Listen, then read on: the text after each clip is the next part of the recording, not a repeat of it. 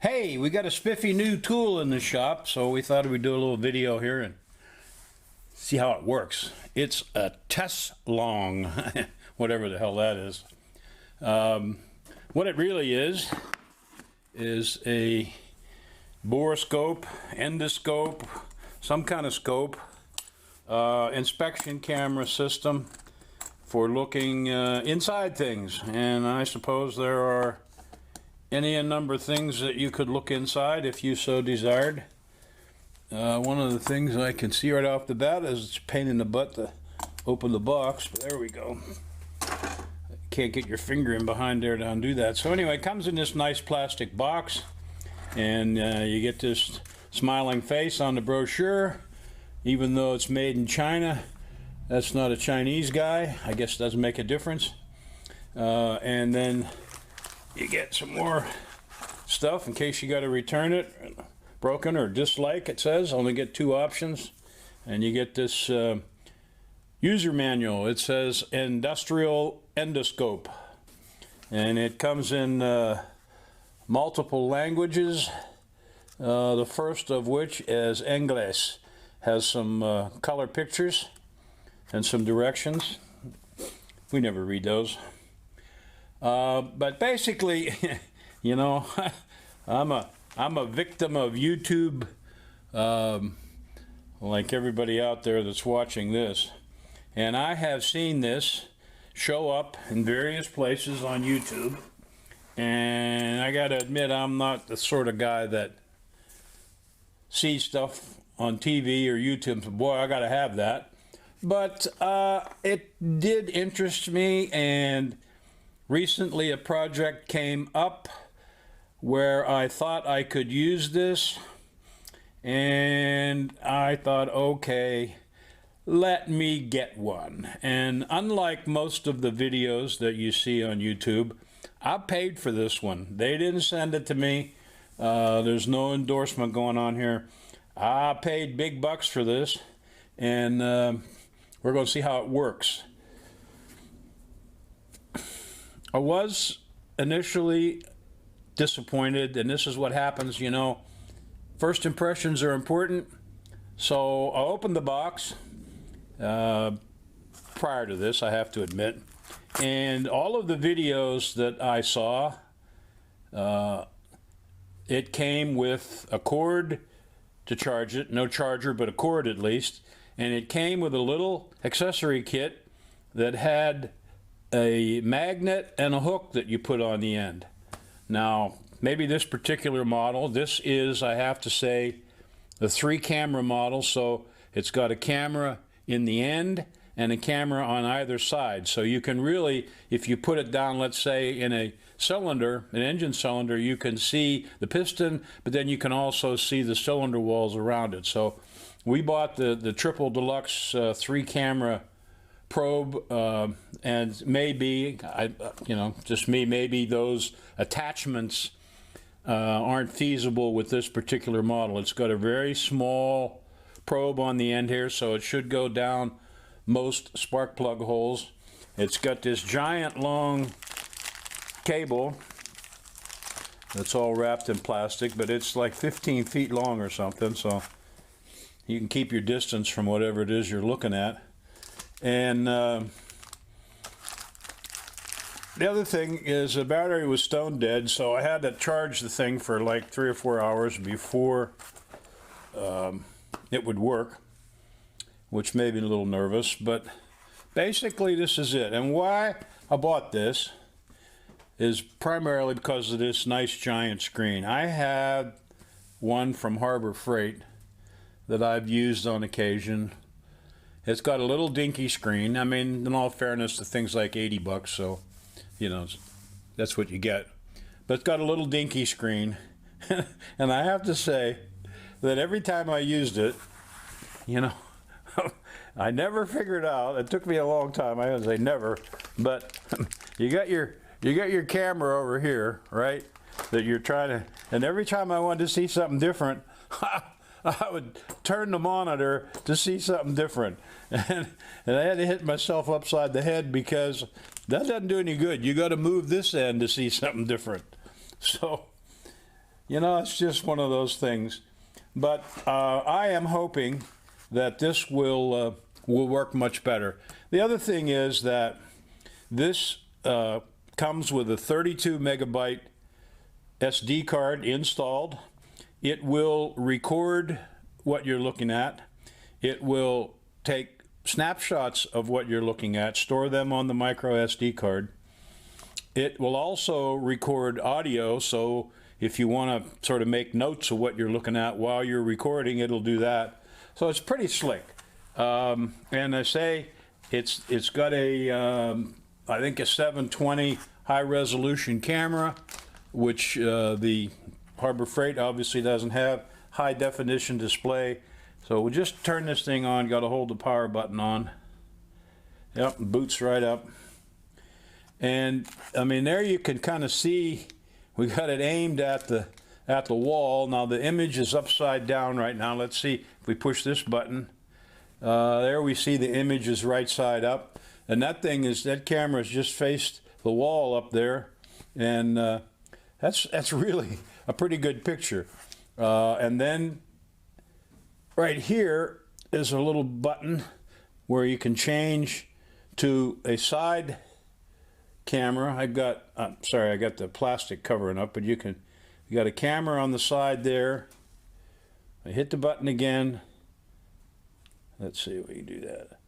And we get the camera on the other side, and you can see my dirty fingers there. Pretty good resolution. And we hit the button again, and we're back to the other deal. The other thing we have is we can control the brightness of the LEDs with this button, you know, to the point where we can turn it off completely or super bright. And I haven't really, there's a settings button here where you can go in and change a lot of settings on the thing. Haven't really sorted that out yet because I haven't read the directions yet. So then we just, let's see, we'll just hit OK. I don't know how we get back to where we need to be. Oh wait, we want to do that. We're gonna go OK. Then we just hit again. This got a little screen protector on it here right now. It's also got, I believe, a flashlight.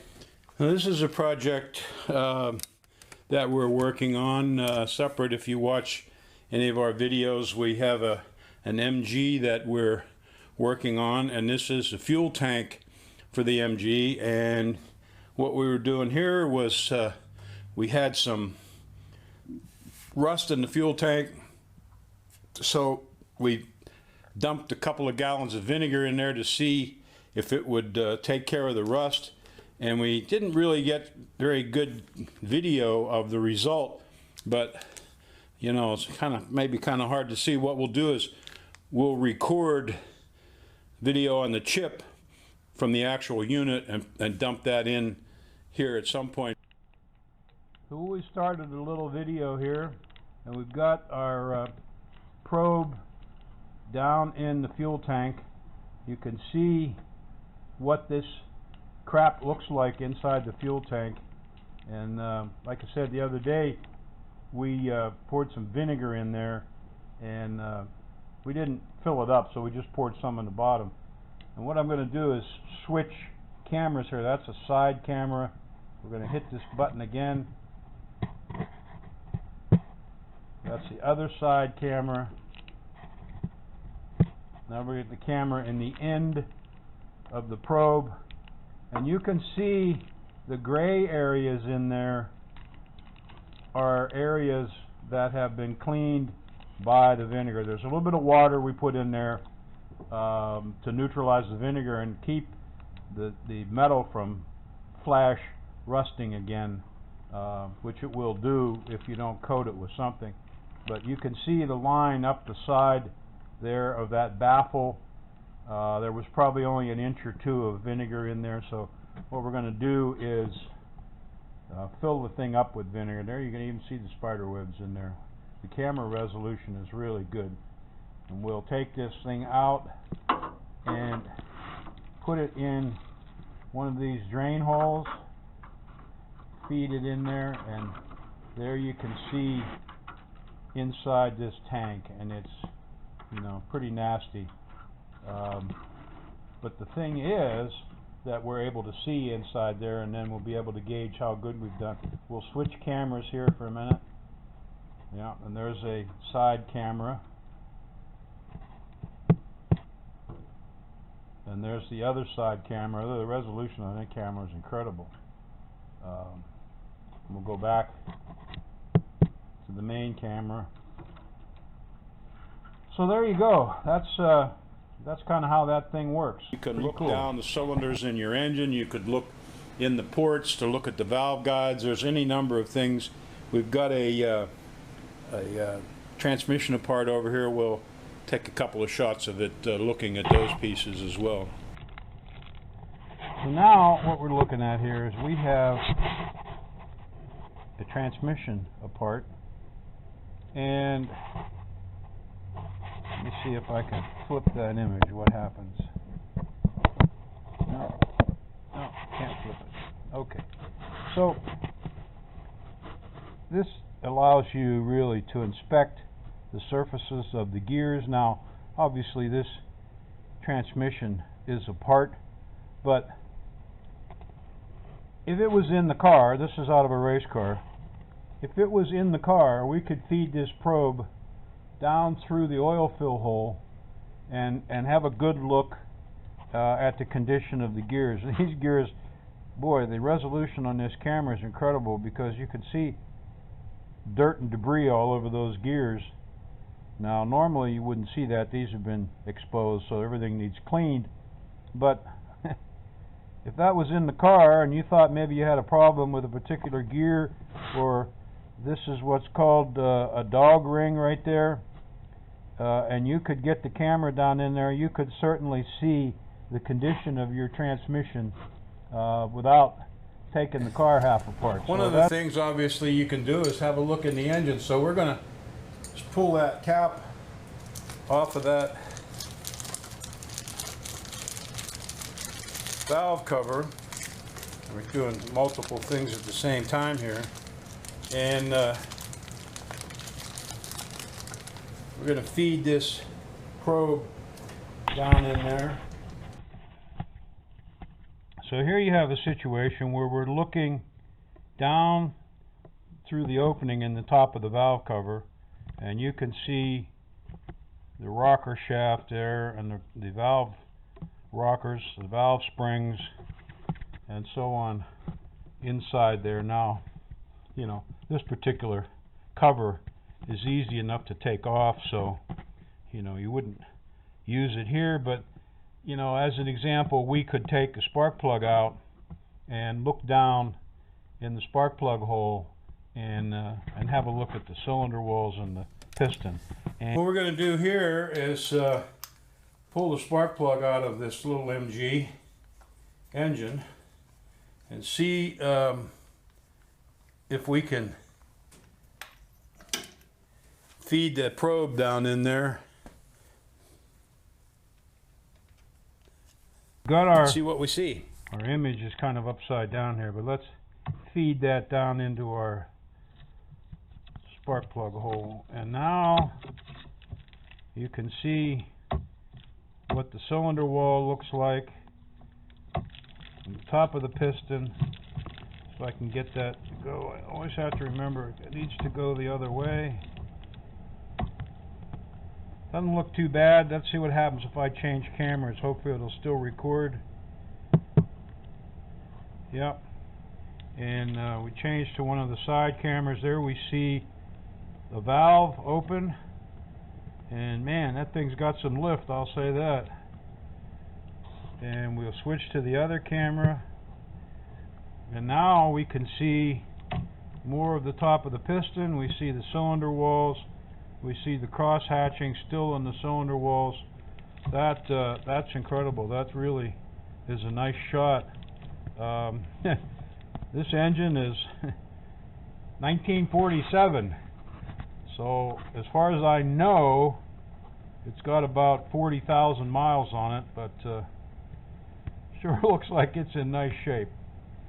But that's how this machine works, and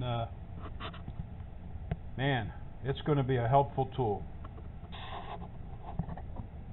But at the end of the day, that thing really did a nice job down in there, showing us what was going on in that particular cylinder of the engine.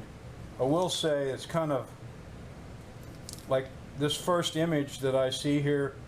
When you use the end of the probe, the image is upside down, and if you flip the image right side up, it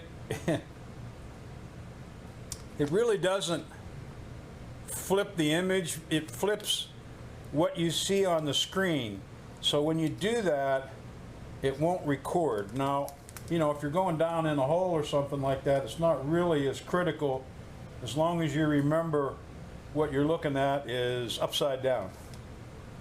But if you're just looking in a cylinder or the top of a piston, or you know, gears in a transmission or something, it's not going to be that critical. But this is a pretty cool little tool, and we'll see if we can't put it to good use. Yeah, ignore the roaring noise in the background. Again, we're out in the shop and it's cold and the furnace is running. So the final sort of deal here, and this is just one of those things, is how do we get this back, this mess, since we've got it out, how do we get it back in that little area? That's the secret. So we're gonna have to coil this thing up pretty tight. I had trouble getting it back in there after I opened it the first time. So now that I've got it unwound, it's gonna be interesting. I mean, somebody put it in there in the first place, so man made it, man could do it again. We'll see. We just got to wind it up. I think we could do without this plastic coating on everything. Even coiled up nicely. It's way too big for the box. So I don't know how tightly you can safely coil this cable up before you start to damage it. I would prefer not to coil it real tight. We'll try and see if we can make our coil a little smaller.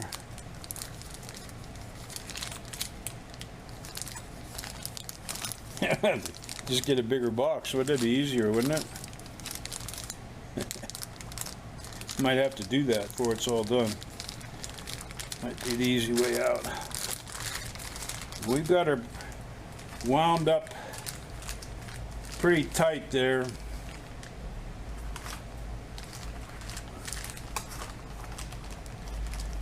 We'll see. I'm gonna pull the directions out. We'll see what happens. I mean, you just kind of scroosh everything down there. Maybe if I took the padding, there's a lot of padding there. I don't think it's physically possible to get this all down in there. I may have to cut, maybe I can cut the foam out bigger, make a bigger circle there. I'm sure what they do is they sell different lengths of these probes. This is the super duper long one, and the short ones I'm sure fit in the case. We don't want to kill anything, but we really like to get it in the case. So there we go, boy. We just have to sit on it. Get that hooked up over there. Maybe. Won't be too long before that breaks one of those latches. But there we got it back in its case and ready for another job. I think this is going to be a good addition to the shop. It's way better than the other one we had from Harbor Freight. It's way more expensive than the one we had from Harbor Freight. But you know, with the projects that we have coming along this year, this is going to be a tool that we'll use a lot.